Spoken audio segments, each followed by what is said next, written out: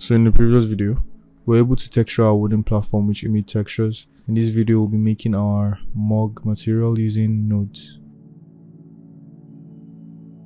So now let's texture our mug. Now for our mug, we're going to go through a different route. We're going to do everything with nodes as opposed to using image textures. This will just demonstrate to you the different ways of texturing your objects. Basically, we want to make this to look like a ceramic, or basically a ceramic. So we can leave this like this and just reduce the roughness and make it look reflective, and we're fine. But I have a couple of issues with this. If I should come all the way to the top left of my screen and I drag to break up a new panel, and I come to and I left click on this icon, and I come to image, and I left click on this, and I come to our model, you can see that we have some darkness at different creases. You can see here is a little bit dark, here is a little bit dark. Now, how do we go about doing that? Well, we can add a node called ambient occlusion. Now, ambient occlusion simulates how light interacts with tight spaces, creases, and corners. It creates a subtle shadow that enhances the depth of realism in our model. Now, lucky enough, Blender has an ambient occlusion node that we can add, and it can do all the math for us. So just left click on your node editor, Shift A, search ambient occlusion. You don't have to search all of that, but once you type ambient, you see ambient occlusion. Left click on this. Now you can connect this directly to your base color, but what I would like to do is I would like to add something called the color ramp. Just type color ramp. I'll select color ramp. I'll quickly explain what a color ramp is. So a color ramp in Blender allows you to map and control colors or values across a gradient. It's very useful for creating transitions or adjusting the influence of textures and shaders. So it's very intuitive, and we're just going to use that as we're going to use that as a middleman between our ambient occlusion and our principled BSDF. Now I'm just going to come to the color, left click and drag it to the factor. Now I'm going to come to our color ramp, left click on the circle, and then connect it to our base color. Now what you begin to see is that if I should come to the circle here and remove the node, or rather remove the connection, you'd see that our mug is completely flat. There are no creases. It's not dark at tight spots. It's just completely flat. But once I add this, in fact, let me use the same color so that you can see the difference. If I just come to, so you see this point on your color ramp, basically this is what controls your gradient, or the different colors you can have on your color ramp. So the color ramp is quite very powerful, because you can have multiple colors on one spectrum or on one node, right, as opposed to just one color like we have in our principal BSDF.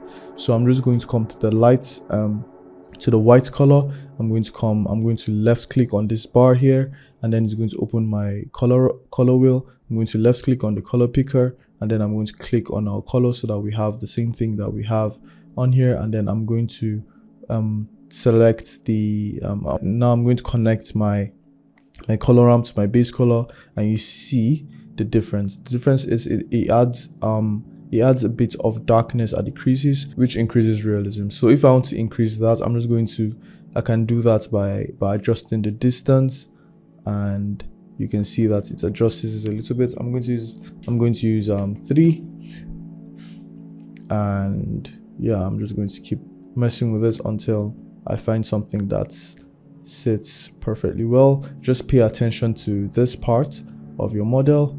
You see that it's getting a bit darker. You can increase the samples. Just increase the resolution of the ambient occlusion node. I'm just going to go ahead and maybe add 24. Add 24. Maybe that's a little bit much. Let's add 18. And yeah, you might say that, okay, we're not seeing this properly, and it's because we're using Eevee. Now, just quickly explain, we have two render modes in Blender. We have Eevee and Cycles.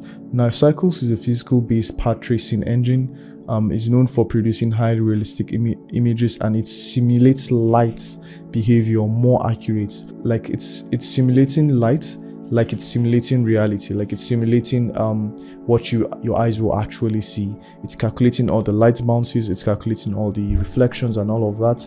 Now just to backtrack a little bit, the reason why people use Eevee sometimes is because Cycles is doing all of that high performance and realistic renders and all of that and calculations. It's a bit slower, right? It's slower than Eevee, and Eevee, for instance, Eevee is a real-time based engine. It's designed for speed, and Eevee is a real-time based engine. It's designed for speed, and it's less realistic than Cycles, right?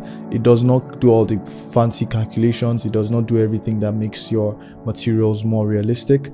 So it sacrifices basically speed for quality, as opposed to Cycles that sacrifice quality for speed. So that's basically Eevee and Cycles. So now we're in Eevee. That's why we're not getting the best results with this. And we want basically what we are trying to make a realistic image, so we want this to be in Cycles. So I'll just come all the way, change the engine to Cycles, and it's going to take a while to load. And make sure your device, if you have a GPU, make sure you select this, because it might most likely be on CPU. Make sure you select this to GPU. Now we're going to go over most of these settings later on in this video, but just know for now, just know this, just know the basics of this so that you can have this running. One more thing, go to your edit, preferences, and come to system, and your Cycles render device. Make sure OPTIX is selected, and make sure your GPU is selected. Mine is an NVIDIA RTX 3090, so make sure that is selected. That will increase your speed. So basically, for your system, depending on what system you're using, this might be a little bit slow, so you can switch it back to Eevee, but we're going to be rendering in Cycles, so I just want you to get used to the realism we're having right now. So if I disconnect this ambient occlusion, you'd see the difference this makes. For us, you can see that there's a lot of difference. You can see that there's more shadows at the creases and all of that, and that is what we're looking for. So maybe I should reduce this a little bit so that you find until you just keep adjusting until you find something you're comfortable with. Now we want our ceramic material to be extremely extremely reflective. Now what we can do is simply mess with the roughness. We can reduce the roughness all the way to 0.1, and you see that we have something a little bit more reflective. You can see how our handle is being reflected on the body of our mug. This is a good example of the difference between Eevee and Cycles. If I go to Eevee, you see that we have none of that real-time simulation, even though you can mess with the settings and get that much detail. But we're just going to use Cycles for now, and we have this. So we reduce the roughness. Now what we can do next, maybe I should increase the roughness a little bit more to 0.3 maybe. Also what I can do is, if I want to have this exact color of my mug, I can do is left click. Once you left click on this handle, you just go to the bar below this handle, and you left click, and we want to make this color exact. So we'll just come here, pick the eyedropper tool, and tap on whatever color we want it to be.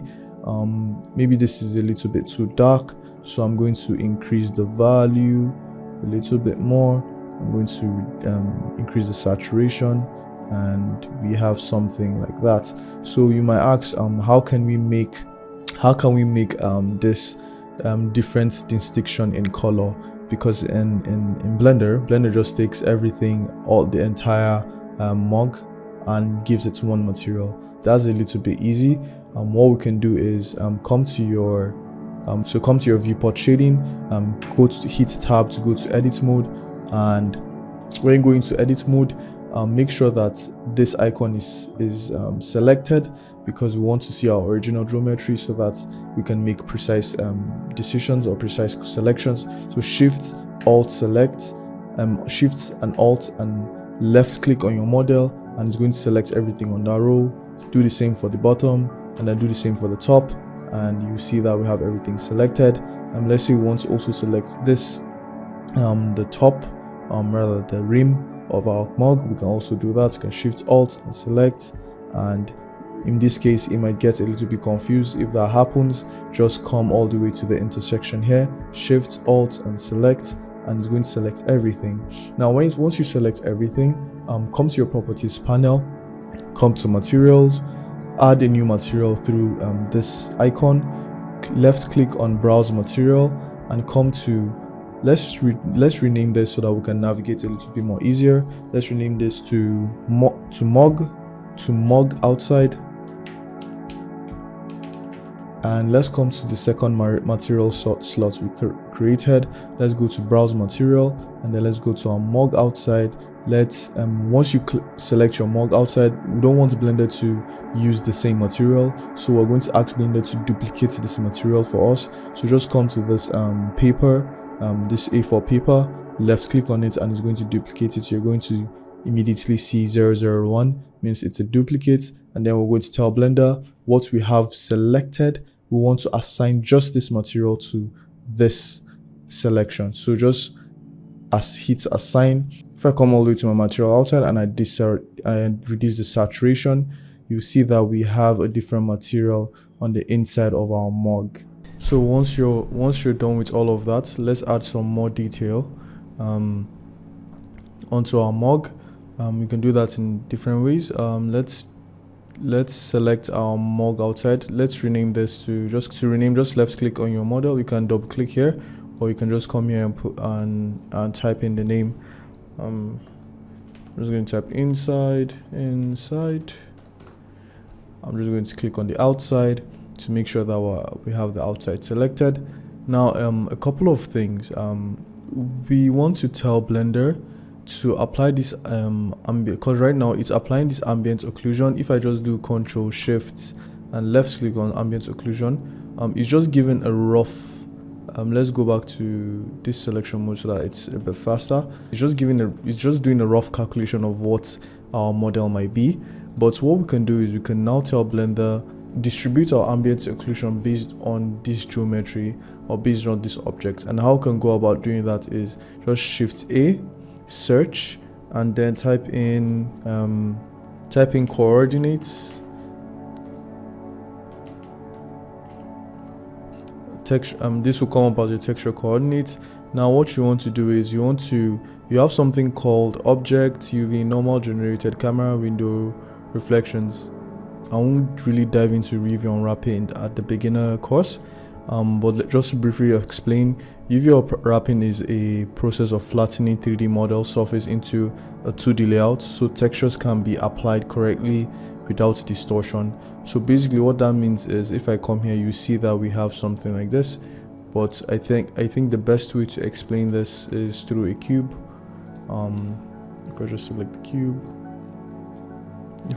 cube, you see that our cube is. So basically for us to be able to, because the textures, photos rather, let me even start with photos. Photos are two-dimensional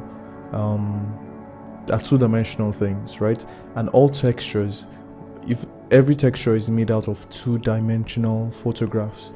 Now we need to find a way to translate our three-dimensional object into a two-dimensional object. So basically that's what UV unwrapping is translating our three-dimensional object into a two-dimensional object so that we can now texture it and paint it or all of that. So I won't go into that a little bit later because it's a little bit complicated, but we'll take that in the intermediate course.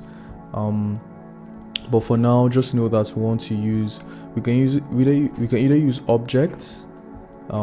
If you go to objects, you see that it has it looks a bit messy, but this is a rough calculation of what our object looks like. We can use objects, we can use generated, normal, or UV, but we'll be using object. So we're just going to carry this object circle and put it into our normal. And just briefly go over what normal is. Your normal is basically the direction your face is facing. So for instance, this plane, it's the direction is facing is upward, so your normal is basically facing upward. So it's a very important thing in Blender. We'll go over that as well in the intermediate. So once you've connected this to this, let me just quickly disconnect. So if you want to disconnect, you can just left click on what you want to disconnect, because now we're connecting our object directly to our material output, and that's why it's giving this weird thing. So we just want to disconnect that. I want to disconnect our principled back to our surface, and you begin to see a difference. If I go to rendered mode and I remove this from normal, you would see that there's a difference in where our ambient occlusion is being distributed on. You see that here is a little bit more darker, and it's because it's now properly calculating let me delete this cube. It's now properly calculating, or still giving a more precise calculation as to what is happening here. So yeah, that's one of the things we want to add, just add more detail. Another thing I want to add is I don't want this mug to be too plain. If you notice with this mug, you have little dark spots, so I want to have something similar to that. Now, how will I go about doing that? That is quite simple, to be honest. What we're going to need is about 2 nodes. We're going to need one thing called the mix node, rather the mix color node. Now the mix color node, like it's rightfully named, is basically going to mix two factors or two colors and output one color, if that makes sense. So let's say I have 2 colors here. It's going to mix these 2 colors. To duplicate it, just left click on your node and shift D, and you'll be able to duplicate your node, basically like your 3D viewports. So if I want to mix these 2 colors, I can mix them. Let's make this blue. I can put this in A and then put this in B. Let me correct my surface to my results, or rather this to this, and you see that it's trying its best to mix these two objects, these 2 colors. So now we want to do that, but with something else. What we're going to use is the noise texture node. Now the noise texture node is shift A, search, noise texture. Now to simply explain, the noise texture node in Blender generates a procedural noise pattern, which can be used for creating textures like roughness, bump maps, and random variations. So basically, if you want to create anything with random variations, your noise texture your noise texture is right for the job. So if now if we want to edit this noise texture more precisely, what I'm going to do is I'm going to connect the color directly to the surface, right? So now we can now see what our noise texture is doing. Should we do factor? Let's do factor so we have no color. So I'm just going to reduce the scale. Maybe, and then I'm going to increase the detail a little bit so that it's not there's a little bit of roughness on it. I'm going to increase the roughness as well, so it's less precise and has a little bit more variation. I can add distortion if I want. Now if I connect this to my mix, to the top of my mix, and I connect my mix back to my surface, you'd see that we're having something. So the problem is that our noise texture is still has a default color, and the default color is white and black. Now we want to control that. The way we can do that is simply just by duplicating this, shift D, and dragging it in between these 2 nodes, and you would see that we have the same color. So now it's a choice of just reducing the factor all the way down,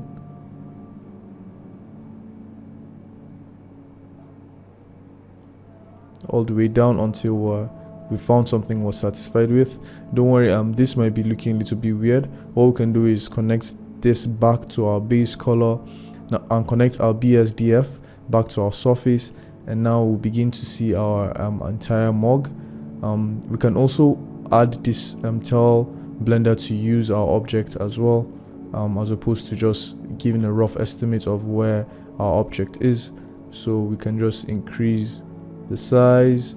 I'm going to reduce the distortion, right, and then increase the size, maybe increase the size, so you can see that we have something a little bit more interesting. Maybe I'm going to increase the roughness, reduce the size maybe, or I'm going to Control Z. I'm going to undo all of that, leave the roughness there, and increase the distortion, and just continue tweaking until you find something you're comfortable with. We can put this in material mode so that it's less tasking on our system, and you can see that we can have that. We can also just adjust how dark this is.